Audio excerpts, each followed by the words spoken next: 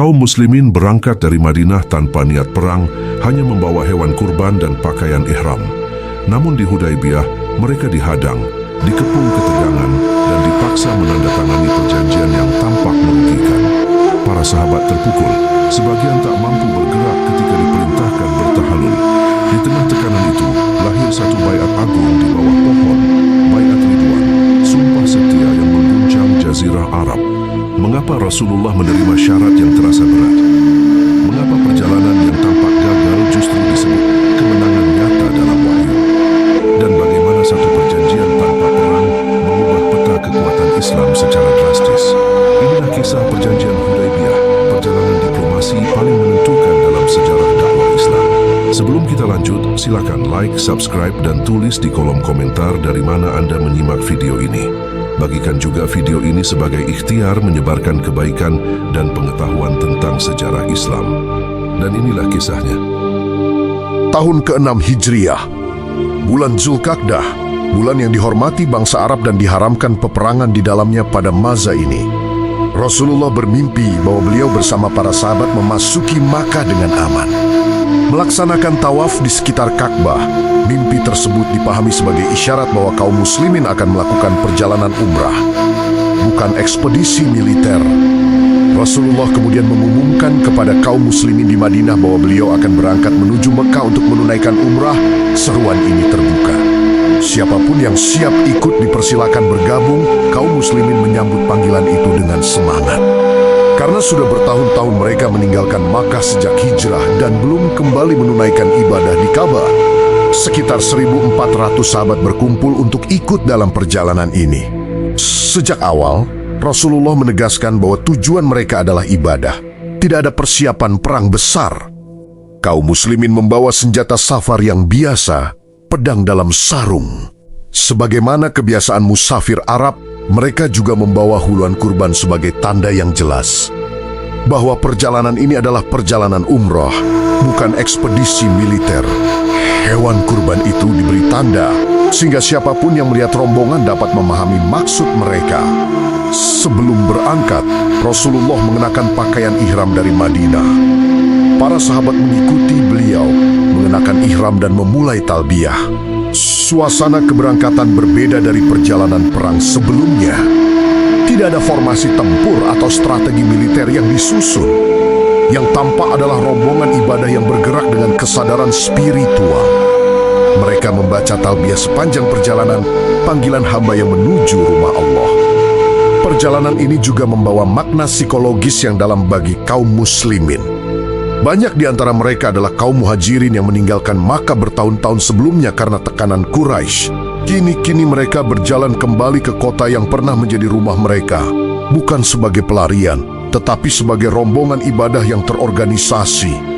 Namun Rasulullah tetap menekankan disiplin dan ketertiban. Rombongan harus bergerak bersama, menjaga niat, dan tidak memancing konflik. Di Madinah, persiapan dilakukan secara terstruktur. Logistik perjalanan disusun secukupnya, sesuai kebutuhan safar jarak jauh. Hewan tunggangan disiapkan, air dan perbekalan diatur. Tidak ada mobilisasi senjata berat. Hal ini menjadi bagian dari pesan diplomasi yang ingin disampaikan Rasulullah kepada Quraisy.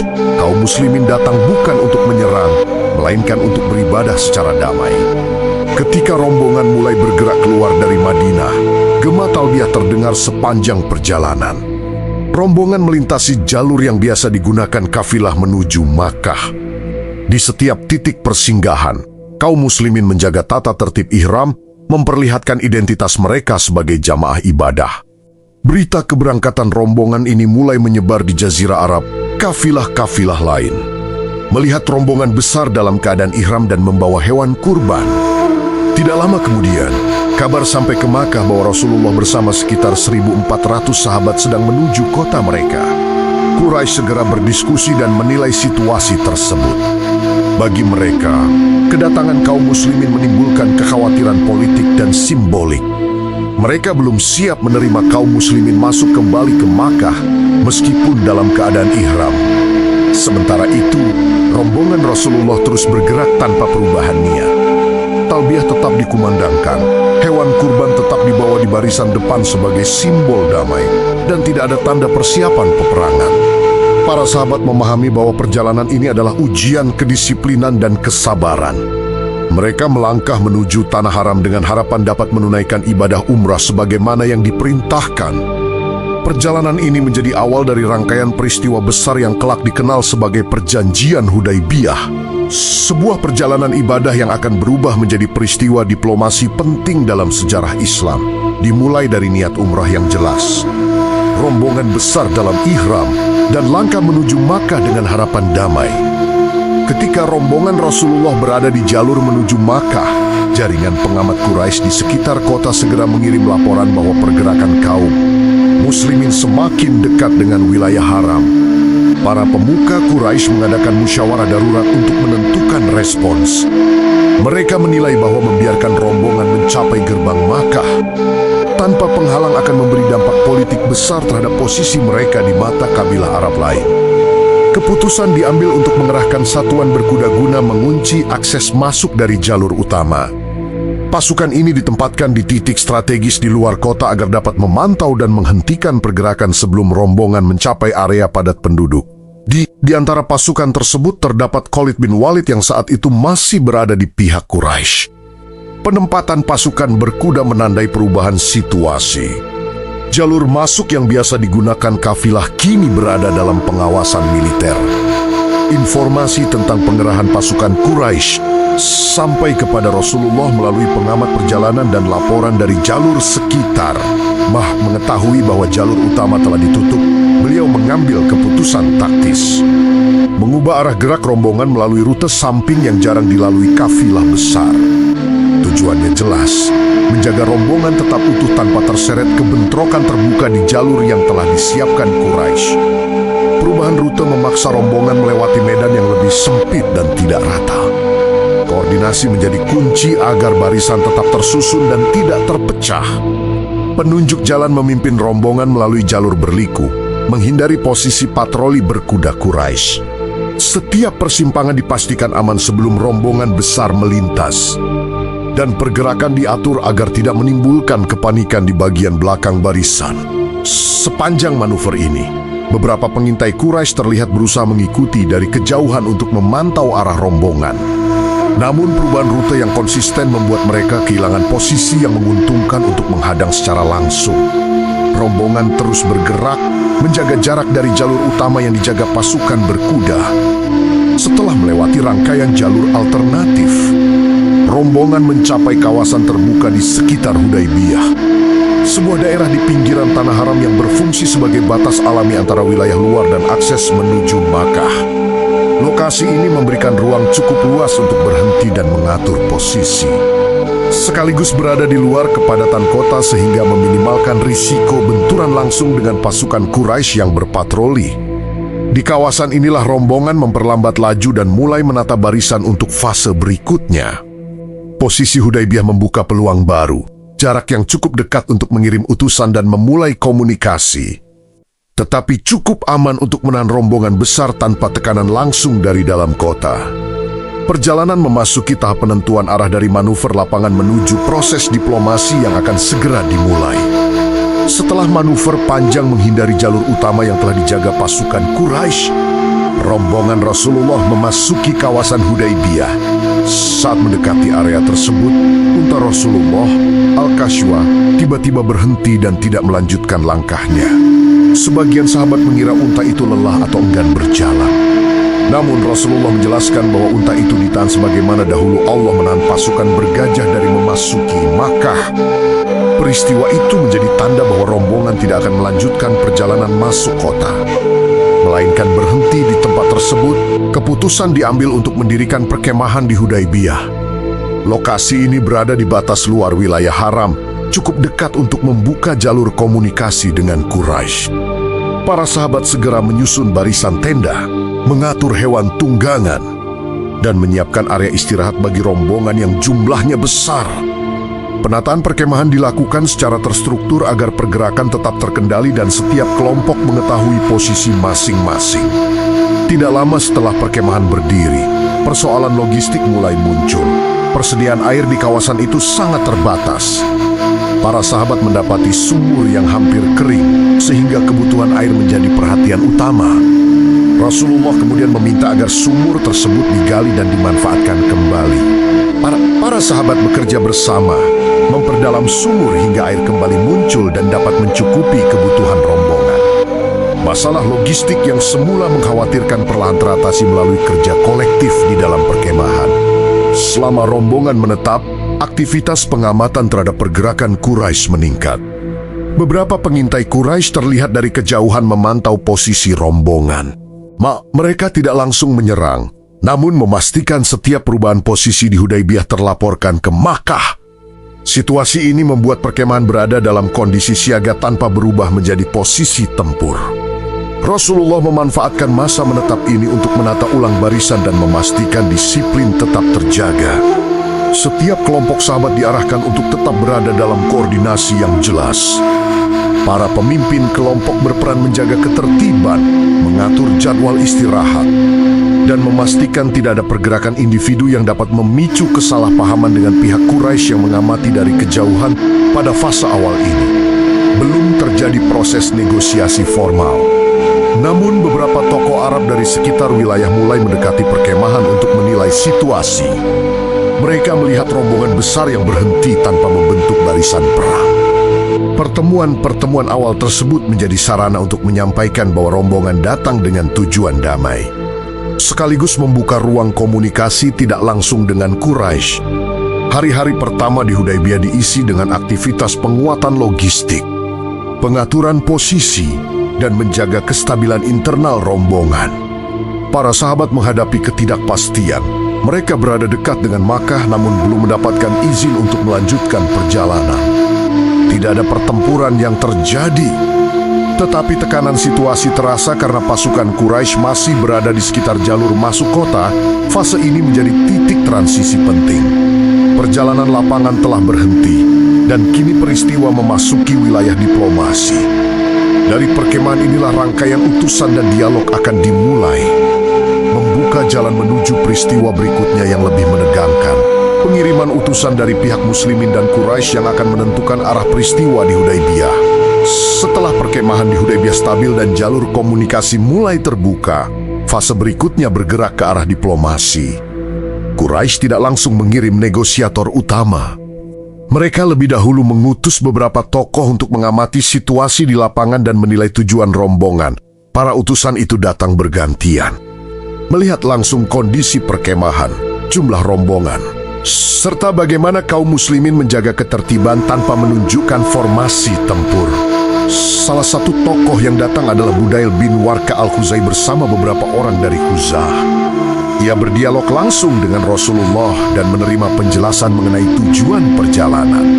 Setelah kembali ke Makkah, Budail menyampaikan kepada Quraisy bahwa rombongan datang bukan untuk berperang. Namun sebagian pemuka Quraisy tetap menolak memberi akses karena mereka khawatir dampak politik jika kaum muslimin masuk kota. Setelah itu, datang pula utusan lain, di antaranya Urwah bin Mas'ud Ats-Tsaqafi. Ia mencoba menekan Rasulullah dengan menyampaikan pandangan Quraisy dan memperingatkan kemungkinan bubarnya rombongan jika terjadi konflik. Selama dialog berlangsung, para sahabat menjaga adab dan kedisiplinan di sekitar Rasulullah. Urwah memperhatikan langsung bagaimana para sahabat menghormati beliau, tidak meninggikan suara dan sigap menjaga keamanan pertemuan. Ketika kembali ke Makkah, ia melaporkan kesan tersebut kepada Quraisy. Di sisi lain, Rasulullah juga mengirim utusan dari pihak muslimin. Kiras bin Umayyah diutus untuk membawa pesan damai ke Makkah. Namun setibanya di sana, ia mendapat perlakuan kasar. Hewan tunggangannya disakiti, meskipun ia akhirnya dapat kembali dengan selamat. Peristiwa ini menunjukkan bahwa sebagian pihak Quraisy masih bersikap keras dan belum siap menerima pendekatan damai. Langkah diplomasi berlanjut dengan pengutusan Utsman bin Affan. Ia dipilih karena memiliki hubungan kekerabatan dan kedudukan yang dihormati di Makkah, sehingga diharapkan dapat membuka ruang dialog lebih luas. Utsman memasuki kota dan menyampaikan pesan Rasulullah kepada para pemuka Quraisy. Rombongan datang untuk ibadah dan tidak berniat memulai peperangan. Selama berada di Makkah, Utsman juga bertemu beberapa keluarga muslim yang masih tinggal di sana. Proses komunikasi berlangsung berhari-hari. Dari Hudaybiyah, kaum muslimin menunggu kabar perkembangan dari dalam kota. Sementara itu, Quraisy masih berdebat di internal mereka mengenai langkah berikutnya. Sebagian melihat peluang penyelesaian damai, sementara yang lain tetap bersikeras menolak masuknya rombongan ke Makkah pada tahun itu. Selama menunggu kepastian, perkemahan di Hudaybiyah berada dalam kondisi tegang namun terkendali, tidak ada bentrokan terbuka. Namun setiap laporan dari pengamat dan utusan menjadi perhatian serius. Penundaan jawaban dari Makkah membuat situasi semakin sensitif. Karena keputusan Quraisy akan menentukan apakah peristiwa ini berakhir dengan diplomasi atau berubah menjadi konfrontasi. Fase utusan awal ini menjadi fondasi bagi peristiwa berikutnya, dialog yang berjalan lambat. Utusan yang keluar masuk Makkah, serta ketidakpastian jawaban dari Quraisy memunculkan rumor yang akan mengubah arah peristiwa secara drastis. Rumor yang akan membawa kaum muslimin kepada satu momen sejarah besar di bawah sebuah pohon di Hudaybiyah. Beberapa hari setelah Utsman bin Affan memasuki Makkah sebagai utusan, kabar darinya tidak segera kembali ke perkemahan di Hudaybiyah. Penundaan ini menimbulkan kegelisahan. Para sahabat menunggu informasi dengan penuh perhatian. Karena posisi Utsman berada di tengah kota yang secara politik menolak kedatangan rombongan muslimin. Setiap laporan kecil dari pengamat perjalanan segera dibawa kepada Rasulullah untuk ditelaah. Di tengah ketidakpastian tersebut, sebuah kabar beredar di perkemahan. Utsman bin Affan dikabarkan telah dibunuh oleh Quraisy. Informasi ini menyebar cepat di antara rombongan. Mengingat kedudukan Utsman sebagai utusan resmi, kabar tersebut dipandang sebagai pelanggaran berat terhadap tradisi Arab yang melindungi para utusan. Situasi perkemahan berubah drastis dari menunggu hasil diplomasi menjadi bersiap menghadapi kemungkinan konfrontasi. Rasulullah segera mengumpulkan para sahabat terdekat untuk menilai kondisi. Informasi yang ada belum dapat dipastikan sepenuhnya, namun risiko yang mungkin muncul sangat besar. Jika kabar itu benar, maka posisi rombongan yang berada dekat dengan Makkah berada dalam ancaman langsung. Keputusan harus diambil dengan cepat untuk menjaga kesiapan seluruh rombongan. Para sahabat merespons dengan keseriusan tinggi. Mereka menata barisan, memeriksa kesiapan perlengkapan, dan menunggu arahan selanjutnya. Tokoh-tokoh Muhajirin dan Ansyar berdiskusi dalam kelompok kecil mengenai kemungkinan yang akan dihadapi. Tidak ada tindakan ofensif yang dilakukan, namun seluruh rombongan memasuki fase siaga penuh. Wajah-wajah yang sebelumnya menunggu kabar diplomasi kini berubah menjadi tegang. Dalam suasana tersebut, Rasulullah menyampaikan bahwa jika benar utusan mereka dibunuh, maka rombongan tidak akan meninggalkan Hudaybiyah tanpa sikap tegas. Pernyataan ini menegaskan bahwa keselamatan utusan merupakan prinsip yang dijaga dalam tradisi Arab maupun dalam syariat Islam. Para sahabat memahami bahwa mereka berada di ambang keputusan besar yang akan menentukan arah perjalanan ini. Sementara itu, informasi dari jalur luar tetap dikumpulkan. Pengamat memantau setiap pergerakan dari arah Makkah, berharap mendapatkan kabar yang lebih jelas. Namun hingga beberapa waktu, kepastian mengenai keadaan Utsman belum didapatkan. Ketidakjelasan inilah yang memicu momentum berikutnya, sebuah keputusan yang akan mengikat para sahabat dalam komitmen bersama menghadapi segala kemungkinan. Ketegangan mencapai puncaknya ketika Rasulullah memanggil para sahabat untuk berkumpul di satu titik di perkemahan. Panggilan itu menandai dimulainya peristiwa penting yang akan mengubah posisi rombongan dari sekadar menunggu kabar menjadi menyatakan komitmen bersama secara terbuka. Di bawah sebuah pohon di Hudaybiyah, kaum muslimin akan mengambil langkah yang kemudian dikenal dalam sejarah sebagai Bayat Ridwan. Setelah kabar terbunuhnya Utsman bin Affan menyebar dan ketegangan mencapai puncaknya, Rasulullah mengumpulkan seluruh sahabat di satu titik di perkemahan Hudaybiyah.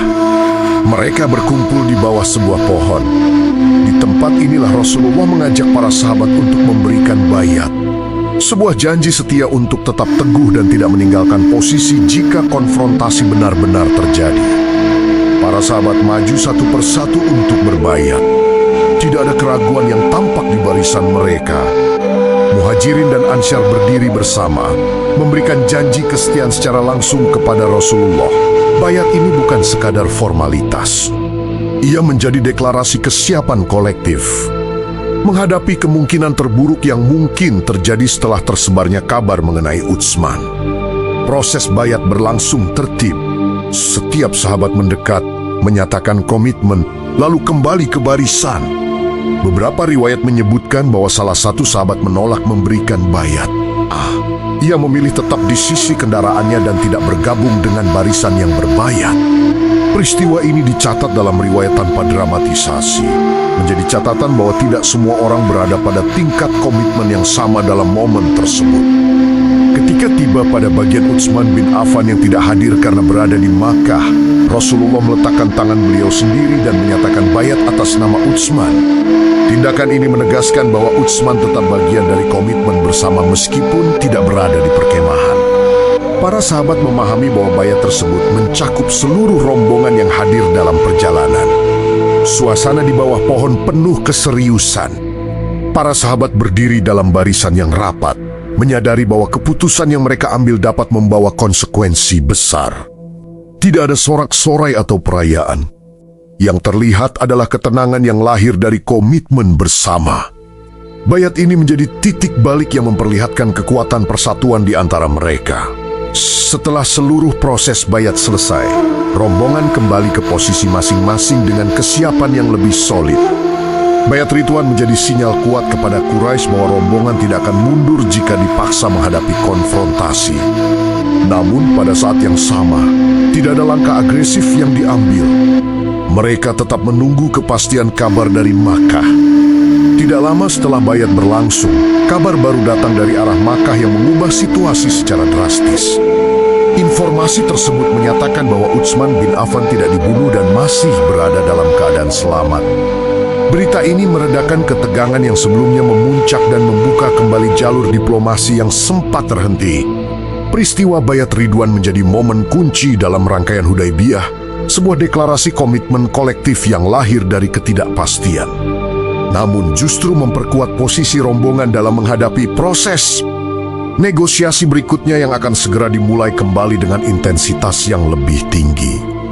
Beberapa waktu setelah bayat Ridwan selesai dilaksanakan, rombongan di Hudaybiyah menerima kabar yang mengubah arah situasi. Informasi dari jalur Makkah menyatakan bahwa Utsman bin Affan tidak terbunuh.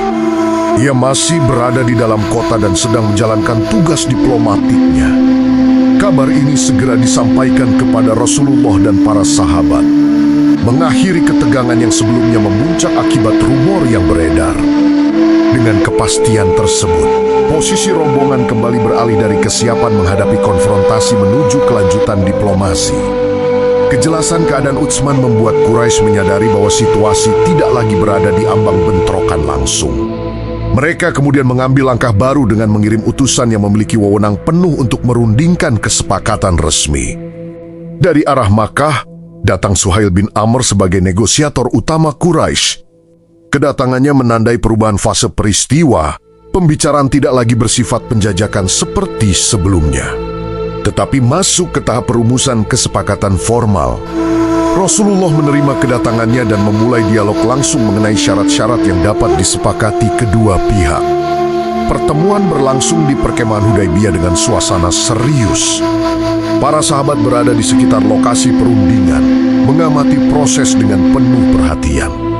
Pembicaraan menyoroti beberapa pokok utama, status perjalanan tahun itu, kemungkinan kunjungan ke Makkah pada waktu lain, serta aturan hubungan antara kedua pihak di masa mendatang. Suhail bin Amr menunjukkan sikap tegas sebagai wakil Quraisy, sementara Rasulullah menanggapi setiap poin dengan pendekatan diplomatik. Setelah pembahasan pokok disepakati secara prinsip, proses berlanjut ke tahap penulisan perjanjian. Ali bin Abi Thalib dipanggil untuk menuliskan isi kesepakatan.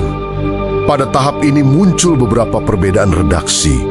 Suhail meminta agar pembukaan tidak menggunakan lafaz yang biasa dipakai kaum muslimin dan meminta agar penulisan nama Rasulullah menggunakan nama pribadi tanpa gelar kenabian.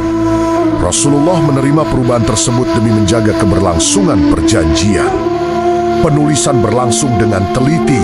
Setiap kalimat dibacakan dan disepakati sebelum dituliskan. Para sahabat menyaksikan proses tersebut dengan perasaan campur aduk.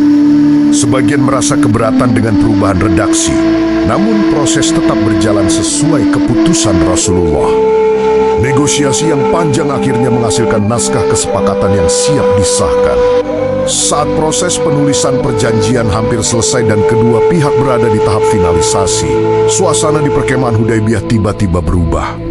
Dari arah Makkah, seorang laki-laki datang dalam kondisi terikat dan penuh luka akibat siksaan. Ia adalah Abu Jandal bin Suhail, putra dari Suhail bin Omar, negosiator utama Quraisy yang saat itu sedang duduk dalam perundingan. Abu Jandal berhasil meloloskan diri dari penahanan di Makkah dan berjalan menuju perkemahan kaum muslimin dengan harapan mendapatkan perlindungan. Kedatangan Abu Jandal mengejutkan semua yang hadir. Para sahabat menyaksikan langsung bekas siksaan pada dirinya. Ia memohon agar tidak dikembalikan ke Makkah dan meminta perlindungan dari kaum muslimin. Namun situasi menjadi sangat sensitif karena perjanjian hampir disepakati. Dan salah satu klausul yang baru saja dirumuskan menyebutkan bahwa siapapun dari pihak Quraisy yang datang ke Madinah tanpa izin walinya harus dikembalikan. Suhail bin Amr segera berdiri dan menegaskan bahwa perjanjian tidak akan dianggap sah jika putranya tidak dikembalikan sesuai kesepakatan yang sedang ditulis. Ia menuntut agar klausul tersebut langsung diterapkan. Permintaan ini menempatkan Rasulullah pada posisi sulit. Di satu sisi ada seorang muslim yang baru saja melarikan diri dari siksaan. Di sisi lain ada kesepakatan yang sedang dibangun dan hampir mencapai tahap akhir. Para sahabat yang menyaksikan peristiwa itu merasakan tekanan emosional yang kuat. Sebagian dari mereka sulit menerima bahwa Abu Jandal harus dikembalikan. Umar bin Khattab termasuk yang merasakan kegelisahan mendalam melihat kondisi Abu Jandal. Ia beberapa kali berdiskusi dengan Rasulullah mengenai keputusan yang akan diambil. Namun Rasulullah tetap menenangkan para sahabat dan mengarahkan mereka untuk menjaga komitmen terhadap kesepakatan yang telah disusun. Rasulullah berbicara langsung kepada Abu Jandal, memintanya bersabar dan menegaskan bahwa Allah akan memberikan jalan keluar bagi dirinya dan kaum muslimin yang tertindas di Makkah. Setelah itu, keputusan diambil sesuai isi kesepakatan. Abu Jandal dikembalikan kepada pihak Quraisy. Peristiwa ini menjadi momen paling berat dalam seluruh proses Hudaybiyah. Karena para sahabat menyaksikan secara langsung konsekuensi dari perjanjian yang sedang mereka bangun. Meskipun berat, keputusan tersebut memperlihatkan konsistensi Rasulullah dalam menjaga integritas perjanjian bahkan sebelum tinta naskah benar-benar kering. Sikap ini memperkuat posisi diplomasi kaum muslimin di hadapan Quraisy dan kabilah Arab lain bahwa mereka memegang teguh kesepakatan yang dibuat. Setelah peristiwa Abu Jandal, proses finalisasi perjanjian dilanjutkan hingga mencapai tahap pengesahan resmi. Naskah yang telah disusun akan segera disepakati kedua pihak. Menandai lahirnya perjanjian Hudaybiyah, sebuah kesepakatan yang pada awalnya terasa berat bagi sebagian sahabat, namun akan membawa dampak besar dalam perjalanan sejarah Islam. Setelah melalui rangkaian negosiasi panjang dan peristiwa Abu Jandal yang menguji komitmen kedua pihak, naskah perjanjian akhirnya mencapai tahap akhir. Rasulullah dan Suhail bin Amr menyepakati redaksi yang telah disusun. Proses penulisan dilakukan dengan teliti. Setiap poin dibacakan kembali agar tidak terjadi kesalahpahaman di kemudian hari. Para sahabat berada di sekitar lokasi penulisan, menyaksikan langsung momen yang akan menjadi tonggak penting dalam perjalanan dakwah. Isi kesepakatan memuat beberapa ketentuan utama. Pertama, kedua pihak sepakat menghentikan peperangan selama 10 tahun, sehingga masing-masing dapat hidup dalam keadaan aman tanpa ancaman serangan. Kedua, kaum muslimin tidak akan memasuki Makkah pada tahun itu dan harus kembali ke Madinah. Namun mereka diizinkan datang kembali pada tahun berikutnya untuk melaksanakan umrah dengan masa tinggal terbatas dan tanpa membawa senjata selain perlengkapan musafir.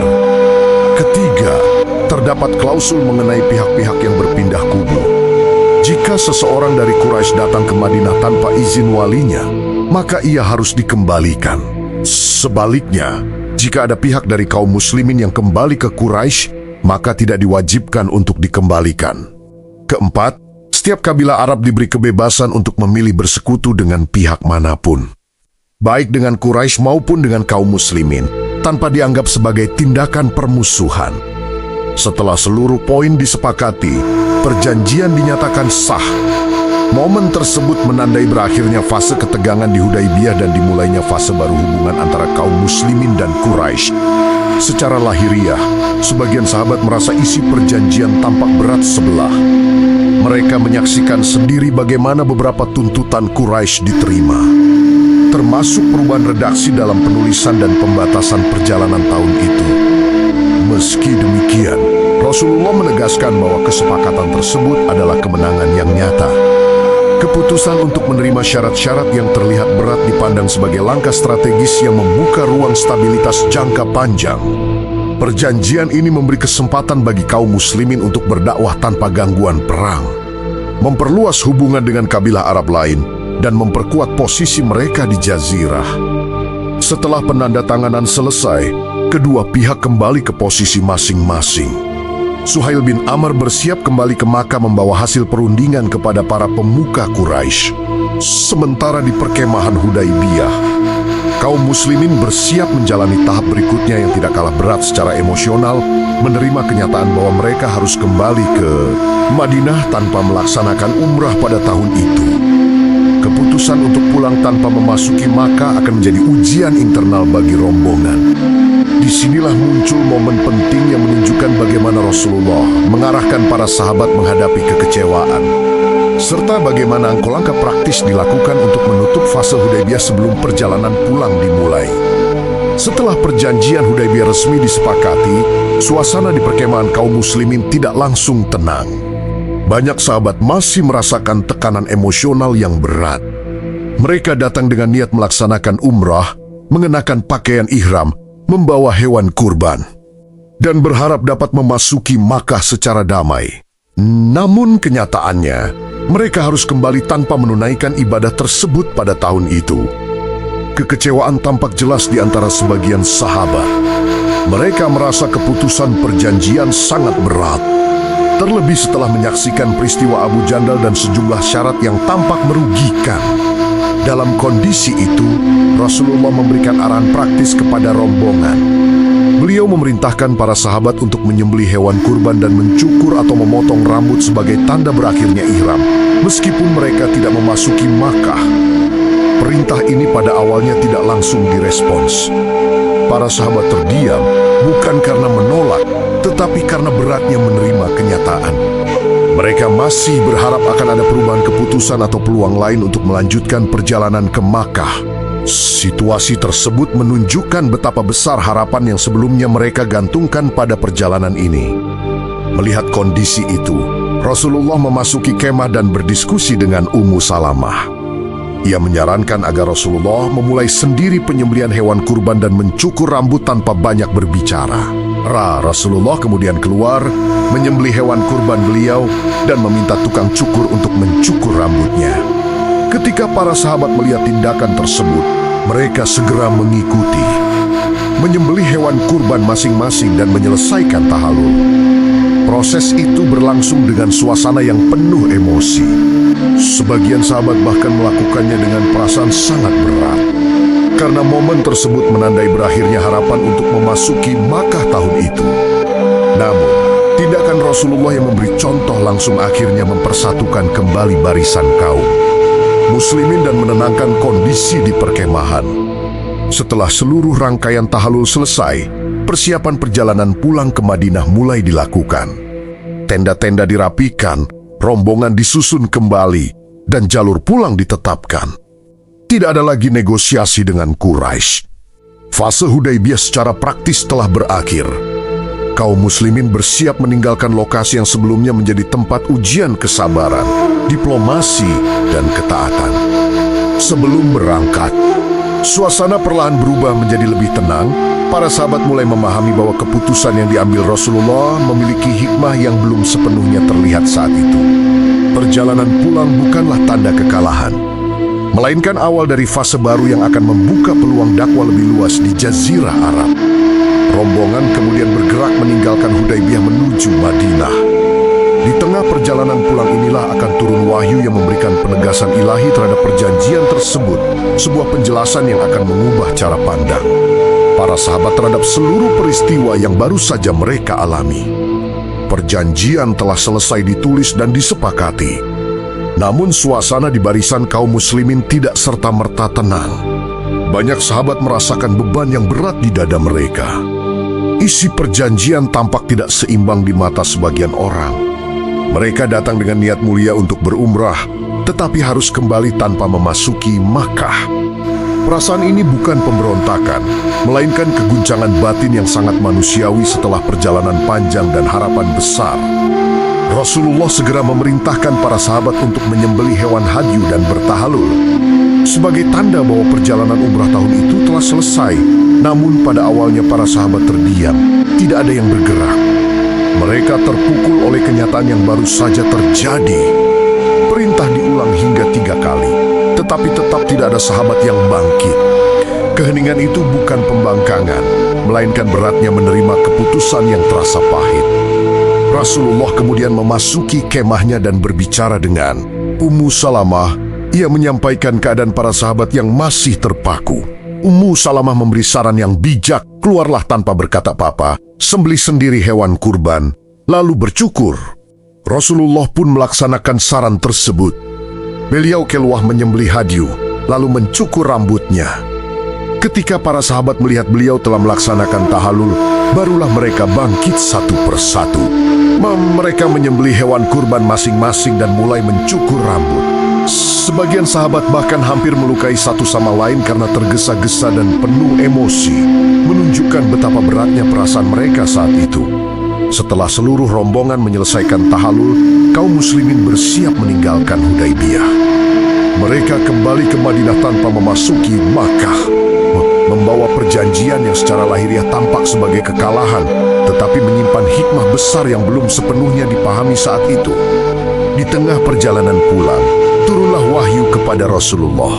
Surah Al-Fat diturunkan, dimulai dengan ayat yang menegaskan bahwa perjanjian ini adalah kemenangan yang nyata.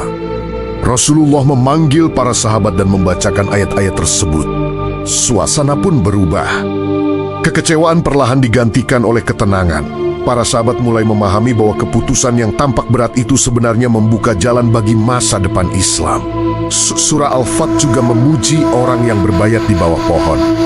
Bayat Ridwan sebagai orang-orang yang diridai Allah, ayat-ayat tersebut menjadi penegasan spiritual yang menguatkan hati kaum muslimin. Mereka menyadari bahwa perjalanan Hudaybiyah bukan sekadar perjalanan yang tertunda, melainkan titik balik strategi dakwah Islam. Sepanjang perjalanan menuju Madinah, suasana rombongan berubah dari muram menjadi penuh perenungan. Mereka melihat kembali setiap peristiwa dengan sudut pandang yang berbeda. Perjanjian yang semula terasa berat kini dipahami sebagai langkah menuju stabilitas, membuka peluang dakwah tanpa tekanan perang yang terus-menerus. Rombongan akhirnya kembali ke Madinah. Mereka pulang tanpa kemenangan militer, tanpa memasuki Ka'bah, tetapi membawa kemenangan yang lebih besar. Legitimasi politik, pengakuan Quraisy terhadap eksistensi kaum muslimin, serta masa damai yang akan menjadi pintu bagi meluasnya dakwah Islam di Jazirah Arab. Kepulangan kaum muslimin ke Madinah menandai awal fase baru yang tidak lagi ditentukan oleh konfrontasi militer langsung dengan Quraisy. Perjanjian Hudaybiyah menciptakan stabilitas politik yang belum pernah terjadi sebelumnya. Untuk pertama kalinya, Quraisy secara resmi mengakui keberadaan kaum muslimin sebagai kekuatan yang sah. Dampaknya segera terasa, jalur dakwah terbuka lebih luas. Kabilah-kabilah Arab mulai berani mendekat tanpa takut terseret konflik besar. Rasulullah memanfaatkan masa damai ini dengan langkah strategis. Fokus dakwah diperluas keluar Madinah.